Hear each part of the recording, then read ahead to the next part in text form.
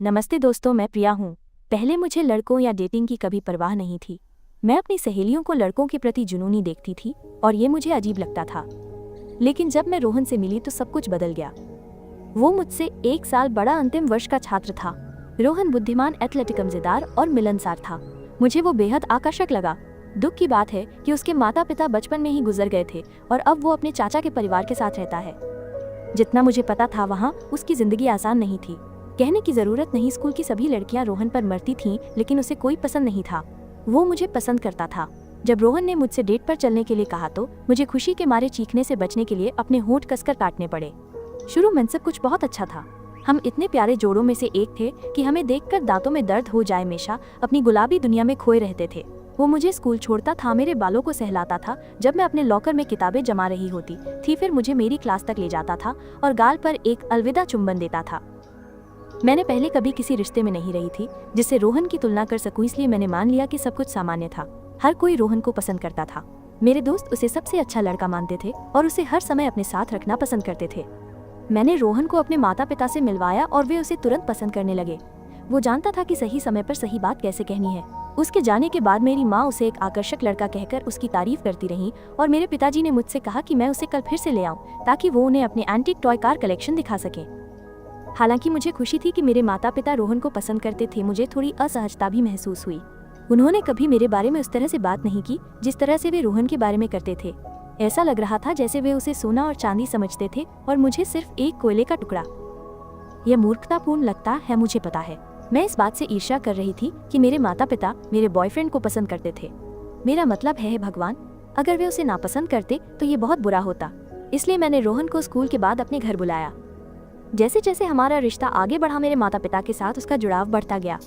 रोहन ने मेरे माता पिता को अपने चाचा के परिवार के साथ रहने में आने वाली सभी परेशानियों के बारे में बताया और वो 18 साल का होने और आत्मनिर्भर होने पर जल्द से जल्द अपने दम पर रहने की पूरी कोशिश कर रहा था।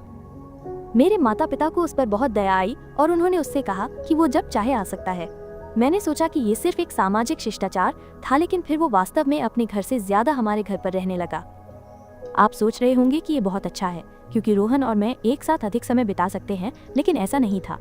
अधिकांश समय वह मेरे बजाय मेरे माता पिता के साथ रहता था और कुछ ऐसी घटनाएं हुई जिनसे मुझे असहज महसूस हुआ। जैसे एक बार जब मेरे माता पिता ने मुझे जल्दी सोने के लिए कहा ताकि वे रोहन के साथ हॉरर फिल्में देख सकें, क्योंकि मैं डरपोक हूँ और मुझे डरावनी फिल्में पसंद नहीं हैं। एक बार मैं देर तक सोई और जब मैं नीचे गई तो घर पर कोई नहीं था। रसोई की मेज पर सिर्फ एक नोट था जिसमें लिखा था कि सब लोग चिड़ियाघर गए हैं। क्या मुझे चिड़ियाघर बहुत पसंद है। उन्होंने मुझे क्यों नहीं बुलाया। इससे भी बुरा ये था कि जब वे वापस आए तो वे अपने अद्भुत दिन के बारे में चहचहा रहे थे। मैंने रोहन को बताया कि इससे मैं दुखी थी और उसने बस मेरे सिर को थपथपाया और कहा कि उसे लगा कि मैं जाना नहीं चाहूंगी। फिर उसने मुझे एक चांदी का हार दिया, मेरे हाथ को चूमा और कहा कि मैं उसकी पूरी राजकुमारी हूँ। मैं इतनी मोहित हो गई कि मैंने अपनी सभी चिंताओं को एक तरफ रख दिया और सामान्य रूप से आगे बढ़ी। एक शनिवार सुबह मैं रसोई में गई और रोहन को माँ के साथ पैनकेक बनाते देखा। ठीक है, मुझे लगता है कि ये बहुत अजीब नहीं था, लेकिन फिर वो मेरे पिताजी की ओर मुड़ा जो सुबह का अखबार पढ़ रहे थे और पूछा, पिताजी क्या आप ब्लूबेरी पैनकेक खाना चाहेंगे। पहले तो मुझे लगा कि मैंने गलत सुना है, लेकिन फिर पिताजी ने जवाब दिया, हाँ बेटिया, बहुत अच्छा होगा। मैंने ये बताने के लिए अपना गला साफ किया कि मैं वहाँ थी और फिर मेज पर बैठ गई। पिताजी ने बस अखबार के ऊपर से मुझे सुबह की नमस्ते कही और माँ ने मुझे एक आधी अधूरी मुस्कान दी। माँ ने रोहन को बैठने के लिए कहा, फिर उन्होंने उसे अब तक का सबसे ऊंचा पैनकेक का ढेर परोसा। मुझे कुछ जले हुए पैनकेक मिले। जब माँ रोहन की प्लेट लेने आई तो उन्होंने उसका सिर थपथपाया और कहा, क्या तुम और खाना चाहते हो बेटे। नहीं माँ, मैं भर गया हूँ, उसने माँ की ओर मुस्कुराते हुए कहा। मैंने अपनी कुर्सी को एक तेज धक्का दिया और बाहर निकल गई। ये बहुत अजीब था। वे मेरे माता पिता थे, उसके नहीं। रोहन और मेरे माता पिता के बीच चीजें और अजीब होती गईं। वे हमेशा मुझे छोड़कर खरीदारी, रेस्तरां, फिल्मों और अन्य जगहों पर जाते थे। हाँ, मैं एक स्कूल कार्यक्रम के लिए अपने बैंड के साथ बास का अभ्यास कर रही थी, लेकिन वे निश्चित रूप से समय निकाल सकते थे ताकि मैं भी सामान्य रूप से उनके साथ जा सकूं, है ना। लेकिन जिस दिन से वो हमारी जिंदगी में आया, उन्होंने मुझे बिल्कुल भी जगह या समय नहीं दिया। कई बार जब मैं कमरे में आती तो वे सब चुप हो जाते और ऐसा व्यवहार करते जैसे वे मुझसे कुछ छिपा रहे हों। ये बहुत मुश्किल था। मुझे अपने ही घर में एक अजनबी जैसा महसूस हो रहा था और ये बिल्कुल भी आरामदायक नहीं था।